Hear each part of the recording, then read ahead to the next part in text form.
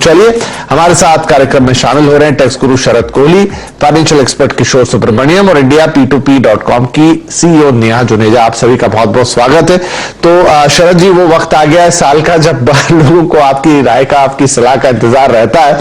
तो पहले तो मैं यही पूछूं सबसे कि एंड मोमेंट पे जो हम टैक्स सेविंग के टिप्स देते हैं, इनमें क्या चीजें रहती हैं, किन चीजों को आपको देखना पड़ता है या किन चीजों को आपको समझना पड़ता है, क्या ध्यान में रखना पड़ता है और साल भर का कौन सा हिसाब किताब निकाल के रख लेना पड़ता है ये सब कुछ करने के पहले? जी हाँ विपिन, नमस्कार। वही ये 2-4 दिन बचे हैं और टैक्स की भाषा में अगर मैं बोलूं, इस साल के तो 2-4 दिन की जिंदगी है। इस फाइनेंशियल ईयर की अगर मैं बात करूं, बिल्कुल 3 कैटेगरीज में विपिन मैं इन एक्शंस को डालता हूं। पहली कैटेगरी है जो आप इन्वेस्ट करके टैक्स बचाते हैं, मतलब आप कुछ इन्वेस्ट करेंगे, अपनी जेब से निकालेंगे। उदाहरण के तौर पर जो फेमस ATC सेक्शन है, आप मेडिकल इंश्योरेंस पॉलिसी ATD में ले रहे हैं, मतलब बेसिकली आप कुछ इन्वेस्ट कर पैसा बचाते हैं। दूसरी कैटेगरी होती है जहां आपको कुछ, जो आपने कुछ खर्च किया है उसमें आप कुछ एक्शंस लेते हैं और उन एक्शंस को आप अपने एम्प्लॉयर को बताते हैं।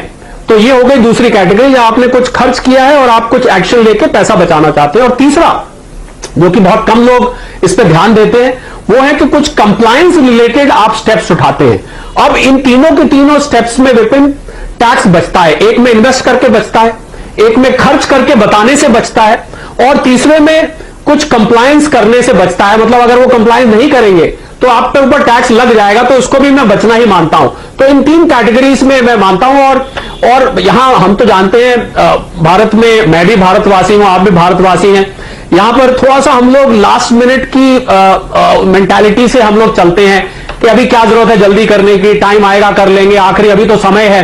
तो वो 31 मार्च जब आ गई है, मुझे लग रहा है अब इससे आगे टालने की गुंजाइश नहीं है। बिल्कुल आपको कदम उठाने पड़ेंगे और अगर अब नहीं उठाएंगे तो फिर आपके हाथ से ये मौका निकल जाएगा। और अगर 31 मार्च निकल जाती है तो फिर आप 1 अप्रैल को भी कुछ स्टेप्स करना चाहेंगे, तो उसका बेनिफिट फिर आपको अगले साल में मिलेगा। ये जो 22-23 जा रहा है, ये फिर आपको नहीं मिलने वाला। और अगर मैं कुछ जल्दी से इन्वेस्टमेंट के स्टेप्स की बात करूं तो जो लोग, खासकर जो लोग ओल्ड रेजीम में हैं, जो लोग पुरानी रेजीम को जिन्होंने अभी भी सिलेक्ट किया हुआ है, उनके लिए ये इन्वेस्टमेंट के ज्यादा मौके हैं। आपने मान लीजिए अपनी रेंट रिसीट नहीं दी है एम्प्लॉयर को, आप उसको जमा करिए। आपने LTA का बेनिफिट लिया है, उसके कागजात आपने नहीं दिए हैं, डिक्लेयर नहीं किया है, उसको आप डिक्लेयर करिए। एक फॉर्म 12B भी होता है। आपने साल में अगर नौकरी बदली है विपिन, तो उस पिछले एम्प्लॉयर की डिटेल्स भी आप कोशिश करिए फॉर्म 12B में अपने नए एम्प्लॉयर को देने की या उसको अपलोड करने की। तो ये स्टेप्स हो गए जहां पर आप सेविंग्स करके या पिछले एम्प्लॉयर की खबर देके बता रहे हैं। इसके अलावा बहुत सारे लोग तो ऐसे भी हैं विपिन, जिनको एक आखिरी मौका दिया गया है फाइनेंशियल ईयर 19-20 को। अगर कोई गलती रह गई है आपसे, मान लीजिए आपने कुछ मिस कर दिया है, आपसे चूक हो गई है जाने में या अनजाने में, उसको भी ठीक करने का एक मौका मिला है। एक नया प्रोविजन आया है जिसको हम बोलते हैं अपडेटेड रिटर्न। सेक्शन उसका है 139(8)(a।